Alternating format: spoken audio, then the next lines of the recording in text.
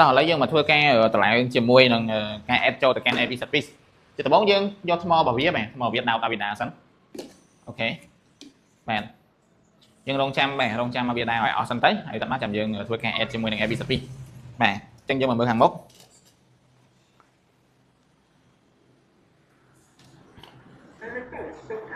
អូខេសលេងវានឹងសោនវានឹងប្រាប់ឯងអត់យើងធ្វើហើយមកយកមកខាងក្រោយធ្វើការ reset បាទធ្វើការ reset ដើម្បីឲ្យវាភ្ជាប់ជាមួយនឹង app បាន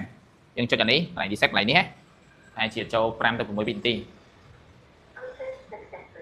អូខេចឹងដល់ពេលដែលវា successfully reset successfully វានឹងបង្ហាញ QR code យើង scan QR code នៅលើអេក្រង់បាទចឹង app service អ្នកទាំងអស់គ្នាមានហើយបាទងាយស្រួលមែនទែនដំបូងយើងគាត់បង្កើត app ណាបាទបង្កើត account ទៅឥឡូវខ្ញុំធ្វើការ add បាទ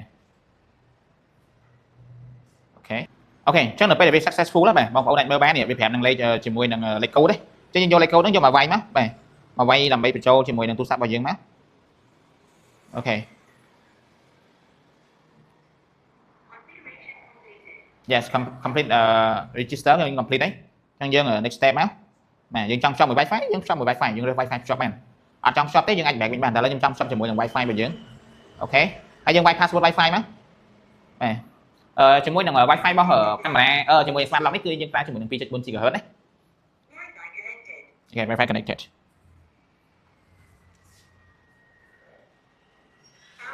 អូខេមកនេះអូខេ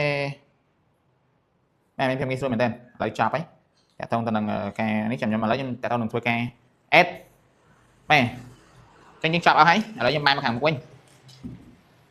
បាទបែរមកខាងមុខយើងមកមើល function វានេះអានេះយើងអាចមើល live បានទៀតនេះឃើញទេបងឃើញទេនេះយើងអាចមើល live មើលអីបានឃើញទេដូចជាកាមេរ៉ាមួយយើងបើអញ្ចឹងឃើញទេអែមតែឥឡូវយើងមកធ្វើការ set បាទ set ជាមួយនឹង fingerprint finger password ហើយជាមួយនឹង face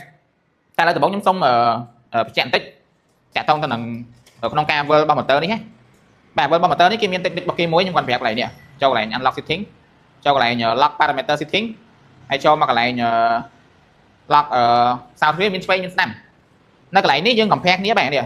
យើង compare គ្នាបាទបង compare គ្នាអត់អានេះគឺ sound នៅខាងស្ដាំអានេះ sound នៅខាងឆ្វេងអញ្ចឹងគេបែរមកធៀបគ្នាគឺធៀបខាងចេះអញ្ចឹងអានេះនៅខាងឆ្វេងនេះគឺខាងស្ដាំអញ្ចឹងគឺមើលទៅគឺ sound នៅខាងឆ្វេងអញ្ចឹងយកខាងស្ដាំហើយយើងយកខាងឆ្វេងបាទ successful អញ្ចឹងដល់ពេលយកខាងឆ្វេងទៅវាល្អចេះអាកន្លែងនេះ lock ឃើញទេកន្លែងនេះ unlock អូខេអញ្ចឹងចំពោះ lock unlock យើងប្រើចុចអានេះក៏បានយើងប្រើនេះក៏បានដែរ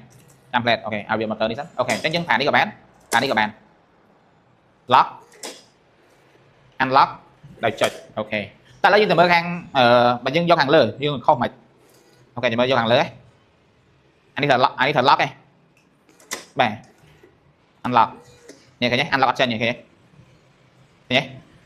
unlock អត់ចេញទេអាហ្នឹងយើងយកខុសឃើញទេអញ្ចឹងយើងមកយកត្រូវមកស្រួលទេ unlock ឃើញទេហ្នឹងហើយជាមូលហេតុដែលថាបងប្អូនខ្ញុំមិនក៏ខ្ញុំចុចមិនចេញអីមិនចេញគឺដោយសារយើងរើសកន្លែងហ្នឹងខុស